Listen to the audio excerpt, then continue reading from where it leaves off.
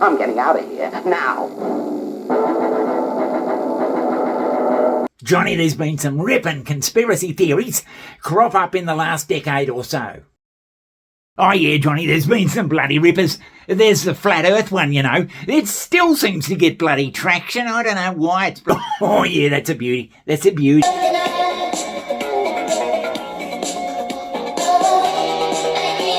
I'm going to show you a clip soon. But as you can see, the North Pole gets a lot of sun because the Earth is flat. Proof. But Johnny, what about the Tartarian bloody conspiracy theory? And then you got the bloody Tartarian one. Yeah, the Tartarians. They're supposed to have bloody built all the big buildings, you see, throughout the world. They built them all in a modern society, so to speak. We just discovered them, and we didn't really build them. This is the Queen Victoria building, built in 1898, they said, with people on horse and carriages. No electricity. Did they build these structures? Impossible. Yeah, one bloke even reckons that there were big buildings in America before Columbus came. I mean, there were castles and big, massive buildings in America before Columbus in 1492, and that whole story, before he even got here. Could that be true? But then there's Jimmy Dore, our good friend Jimmy Dore. What's he coming up with? I'm developing this theory that... Yeah, Jimmy's been bloody. He's been waffling on about this one for a while. Yeah, right. He reckons governments deliberately set out to not make things better, but just keep them going along shittily,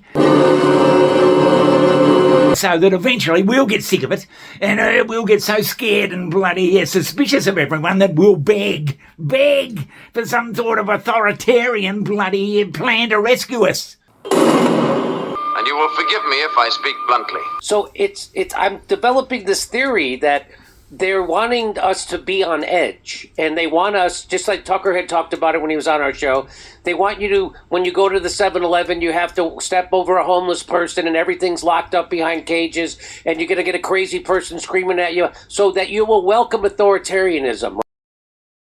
Right, so the governments are deliberately making life shitty for everybody so that eventually we'll all scream out for some sort of fucking totalitarian bloody takeover to sort everything out. This is a policy choice to have these problems and to have us turn on each other. These are policy decisions, and where do they make those decisions? They make them in the state capitol, and they make them in Congress.